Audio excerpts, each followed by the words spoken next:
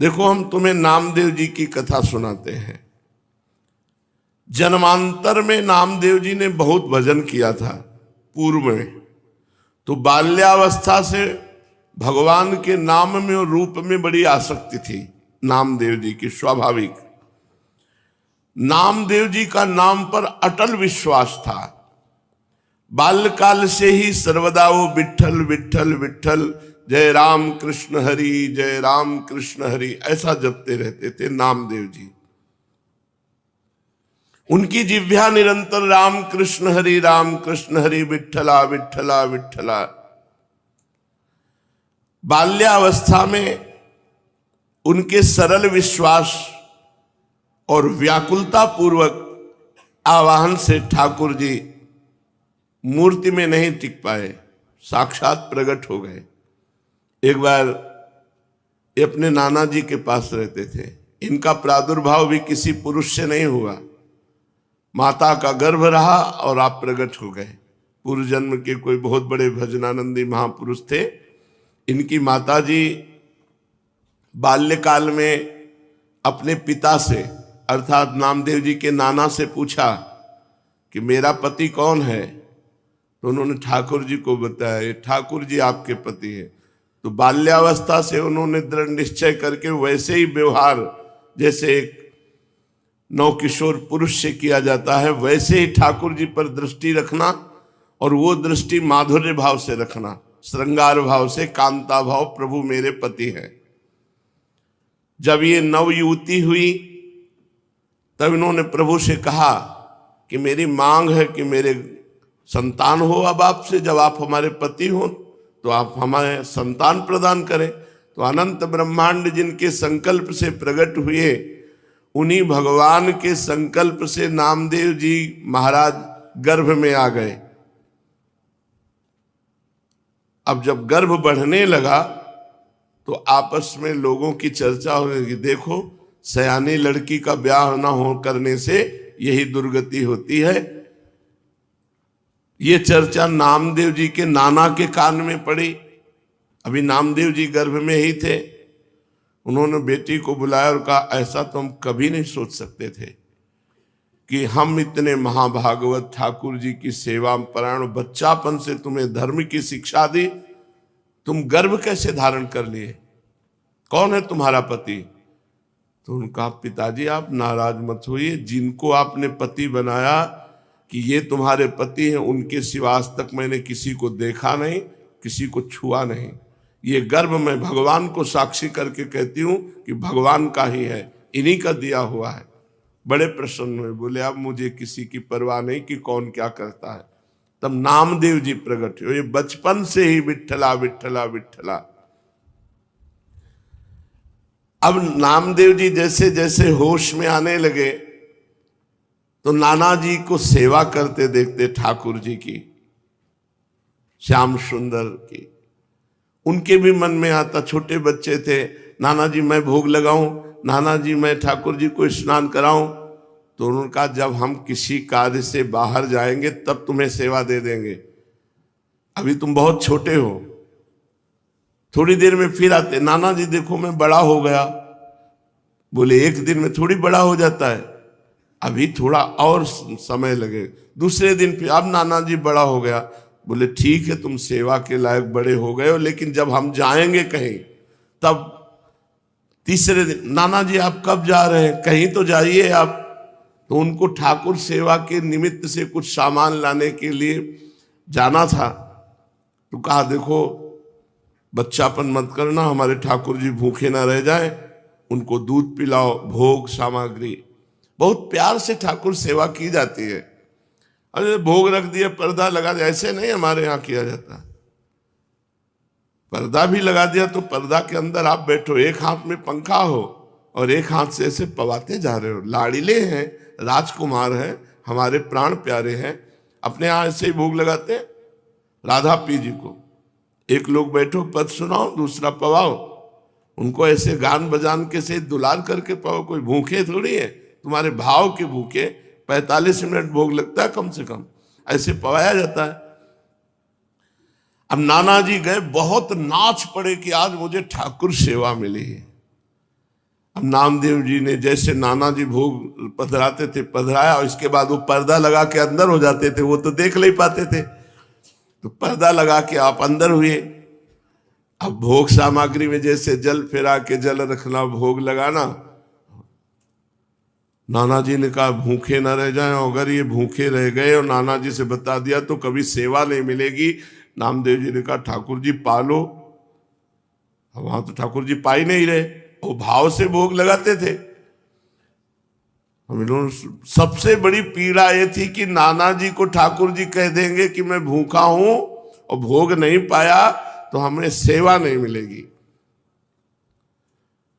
नामदेव जी ने बार बार प्रार्थना की, जब नहीं पाए तो नामदेव जी ने कहा कि देखो अगर नहीं पाओगे छुरी ली, अपना अपना गला काट देंगे, आपको पाना पड़ेगा, नहीं हमारी सेवा छूट जाएगी। अब वो सीधे एकदम सरल बच्चा बिल्कुल सच्चाई में उतर आए, वो भगवान प्रकट हो गए। कहा पाओ? बोले हम रोज वैसे ही पाते थे जैसे तुम पर्दा लगा दिया, हम ऐसे भाव से पा लेते थे, तुम तो जबरदस्ती कर। बोले नहीं, पूरी थाल का पाओ। जब शिकायत करोगे नाना से कि हमें वो ठाकुर जी बातचीत कर रहे हैं, अपने हाथ से नामदेव जी दूध पिला रहे ठाकुर जी को, तो अत्यंत व्याकुलता और सत्य भाव कि ठाकुर जी हैं, ठाकुर जी को प्रकट होना पड़ा और दुग्ध पान किया। बड़ी प्रसिद्धि नामदेव जी की, नाम का प्रकाश। भगवान विट्ठल उस दिन से रोज वार्ता करते थे नामदेव जी से। एक बार काशी आदि तीर्थों की यात्रा करके निवृत्तिनाथ, ज्ञानेश्वर, सोपानदेव, मुक्ताबाई, नामदेव और गोरा कुम्हार जी के घर ये सब बड़े बड़े संत बैठे हुए थे। समस्त साधुजन गोरा कुम्हार भी बड़ी ऊंची के स्थिति के महात्मा थे, तो उनके यहाँ एक थापी पड़ी हुई थी जिससे मटकी को गोल किया जाता है। मुक्ताबाई ने ऐसे थापी उठाई और गोरा कुम्हार से कहा चाचा जी ये क्या वस्तु है? गोरा कुम्हार जी ने कहा ये थापी है। मुक्ताबाई ने कहा ये किस काम में आती है? गोरा कुम्हार ने कहा इससे मिट्टी के घड़े को ठोक ठोक करके देखा जाता है कि पक्का हो गया कि कच्चा भी है। मुक्ताबाई ने कहा अच्छा, इससे देख करके पता चलता है पीट करके कि घड़ा पक्का है या कच्चा? तो मैं देखूं घड़ा पक्का है कि कच्चा? तो उनका देख लो। उन्होंने समझा घड़े की बात। उन्होंने ज्ञानदेव, सोपानदेव, एकनाथ जी, बड़े बड़े भक्त जो बैठे थे सब कैसे थापी मारी, कोई नहीं बोला। जब नामदेव जी के थापी मारी तो उन्होंने कहा ये क्या है, ये क्या खिलवाड़ कर रहे, सर पे थापी मार। बोले चाचा ये घड़ा कच्चा है। ये बोल पड़ा ये घड़ा कच्चा है। तो सब संत हंस दिए और गोरा कुम्हार जी भी हंस दिए और कहा अच्छी बात है, कच्चे है नामदेव। गोरा कुम्हार ने जब कहा कि हाँ कच्चा, तो नामदेव जी को बड़ा सकुच लगा, एक अपमान जैसा प्रतीत हुआ और वे क्रुद्ध हो गए। उन्होंने कहा आप दोबारा थापी हमारे माथे पे मत मार देना। और सब लोगों ने हमें कच्चा क्यों कहा?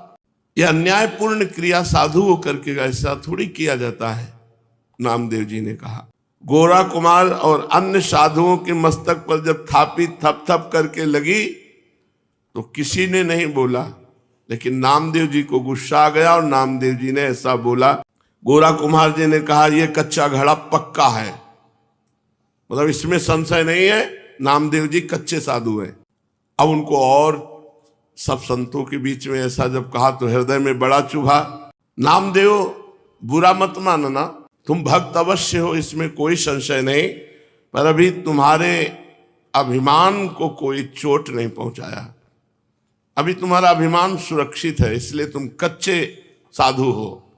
ठाकुर जी के पास वो एकांत में गए विट्ठल भगवान से, और विट्ठल भगवान से कहा कि सब लोग हमको कच्चा कह रहे हैं, तो मैं कहाँ से कच्चा हूं? कह रहे तुम्हारे अंदर अभिमान है, हमने वहां सभा में पूछा कि तुम कैसे कह सकते हो मैं कच्चा हूं, तो हमें जब भगवान साक्षात हमसे बात करते हैं तो कच्चा कैसे, तो उन्होंने कहा तुम निगूढ़ा हो, तुमने अभी तक गुरु नहीं बनाया इसलिए तुम कच्चे हो। तो मैं आपसे ये पूछ रहा हूं कि गुरु का कार्य क्या होता है, आपसे मिला देना हो, आप रोज हमसे बात करते हो तो हमें गुरु की क्या आवश्यकता है। नामदेव जी ने कहा, नामदेव जी अत्यंत दुखी पंढरपुर भगवान श्री विट्ठल जी से ऐसी जब प्रार्थना की तो विट्ठल भगवान ने कहा कि जो संतों ने निर्णय किया वो सच्चा निर्णय किया है, तुम अभी कच्चे हो। अब तो और जलन पैदा हो गई, अभी तक तो संत कह रहे थे, भगवंत भी कह रहे हैं, तो प्रभु बताओ मैं पक्का कब होऊंगा, क्योंकि मैंने आपके सिवा किसी को कुछ नहीं माना, आप ही सब कुछ हमारे हो। देखो जब तक तुम गुरु को स्वीकार नहीं करोगे तब तक तुम चाहे हमारे गले लगो, हमसे बात करो, हमारे संग खेलो, तो भी तुम कच्चे ही रहोगे। हम तुम्हारे साथ सदैव रहते हैं, किंतु इस पर भी तुम्हें किसी मनुष्य देहधारी पुरुष को गुरु रूप स्वीकार करके उसके सम्मुख साष्टांग दंडवत होकर उसकी शिक्षा ग्रहण किए बिना तुम पक्के साधु नहीं हो सकते, क्योंकि तुम्हारा अहंकार ज्यों का त्यों सुरक्षित है। जब गुरुदेव के चरणों में साष्टांग लौटोगे और उनके वचन सुनोगे तब तुम्हारा अहंकार नष्ट होगा। अतएव तुम गुरु का वर्ण करो। तो नामदेव जी ने कहा कि प्रभु मैं कहाँ गुरु खोजूं, किसको गुरु बनाऊं। तो कहा जाओ, सामने जंगल है, उसमें एक भगवान शंकर का मंदिर है, उसमें एक विशोबा खेचर नाम के महापुरुष पड़े हुए हैं, उनको गुरु रूप में वर्ण कर लो। वहां गए, बड़ी विचित्र दशा देखी। वो बड़े अवधूत कोटि के महापुरुष, भगवान शंकर के पिंड पर जो चिन्ह है शिवलिंग, उस पे तो पैर रखे हुए हैं और डेहरी पे सर रखे हुए आराम से सो रहे हैं। नामदेव जी गए, उन्होंने कहा कि इनको क्या गुरु बनाए, ये तो साधारण वैष्णव धर्म को भी नहीं जानते हैं, शिवलिंग पर पैर रखे हैं और डेहरी पर सिर रखे हैं। कहा महात्मा शिव जी से पैर हटाइए। तो आंख खोल के देखा और कहा बेटा जहां शिव ना हो वहां पैर रख दो। इस बात को वो समझ नहीं पाए कि कण कण शिव स्वरूप है, कोई ऐसा कण नहीं जहां शिव ना हो। उन्होंने पैर पकड़ा और हटाया, जे ही हटाया तो वहां दूसरा शिवलिंग, जिधर हटाते उधर शिवलिंग, क्योंकि सिद्ध महापुरुष ओहो चरणों में गिर गए। कहा बेटा कोई कण ऐसा नहीं जहां भगवान ना हो। बस नामदेव जी के हृदय में ये बात बैठ गई, कोई कण ऐसा नहीं है जहां भगवान नहीं, सर्वत्र भगवान है। नामदेव जी को उपदेश दिया। नामदेव जी ने विशोबा जी के चरणों में आत्मसमर्पण कर दिया। नामदेव जी विट्ठल भगवान को केवल मंदिर में ही मानते थे। एक दिन एक कुत्ता वो ठाकुर जी के लिए भोग बना रहे थे, रोटी बना के ऐसे रखी, घी गरम कर रहे थे, वो रोटी लेके भागा। गुरुदेव की बात याद आई, कोई कण ऐसा नहीं जहां श्री भगवान न हो। तो कुत्ते में भी भगवान है। कटोरा घी का लेके पीछे भागे चले जा रहे, प्रभु रूखी मत खाओ, घी चुपड़ा लो, नाथ अब हमसे छुप नहीं सकते, गुरुदेव की कृपा हो गई, आप ही हो। कुत्ते में भगवान को ढूंढ लिया। भगवान विट्ठल भगवान कुत्ते से प्रकट हो गए और कहा देखा गुरु कृपा देखी, मैं ही मुक्ताबाई के हृदय में बैठकर तुम्हारे थाप मार रहा था, तो तुमने मुक्ताबाई में मुझे न देखकर मंदिर में आके शिकायत की, और आज गुरु कृपा हो गई तो कुत्ते में तुमने मेरे को पा लिया, कुत्ते में मेरा साक्षात्कार कर लिया। तो गुरु कृपा विशिष्ट है, केवल ग्रंथ से देखकर मंत्र पढ़ने से भगवत प्राप्ति नहीं होती, गुरु कृपा से होती। 6 महीने में भगवत प्राप्ति कर ली ध्रुव जी ने, क्योंकि नारद जी जैसे समर्थ गुरु द्वादशाक्षर मंत्र का उपदेश किया।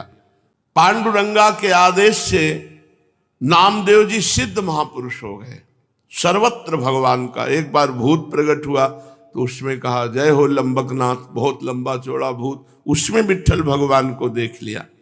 नामदेव जी के निरंतर अश्रु चलता रहता और गुरु प्रताप से वो सर्वत्र भगवान का साक्षात्कार करते। अचित चित ईश्वरहा चेतन अचेतन सब कुछ भगवान है, ऐसा नामदेव जी को दर्शन होने लगा। व्यास, पाराशर आदि महर्षि गण ने चेतन अचेतन सब कुछ भगवत स्वरूप लिखा, भगवत स्वरूप देखा। इसलिए नित्य गुरु की आज्ञा में रहे, प्रकृति अविकृति विश्वयोनि शुभा नाना वर्णात्मिका अजा त्रिगुण सुनिलया अव्यक्ता निर्व्यापारः परार्था महदमितसु, ऐसी दिव्य माया शक्तियों का पार पाकर वो परम पद का अधिकारी होता है जो गुरुदेव के चरणों का आश्रय ले लेता है। इस प्रकार चेतन अचेतन में सर्वत्र भगवत दर्शन कराने की सामर्थ्य केवल गुरुदेव में है।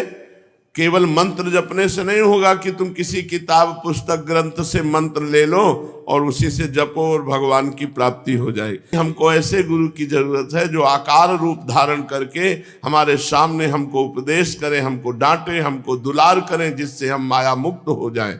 शिष्यस्य तद्दिनम देवी कोटि सूर्य ग्रहे समः चंद्र ग्रहण कालम ही तद्दिनम वरवर्णिनी गुरोर दर्शन मात्रेण सर्व पापै प्रमुच्यते तत्क्षणात् चलापांगी दानम कुर्याद् विचक्षयाः। हे महादेवी, जिस दिन गुरु दर्शन लाभ हो जाए उस दिन शिष्य को करोड़ों सूर्य ग्रहण में दान देने का फल प्राप्त हो जाता है।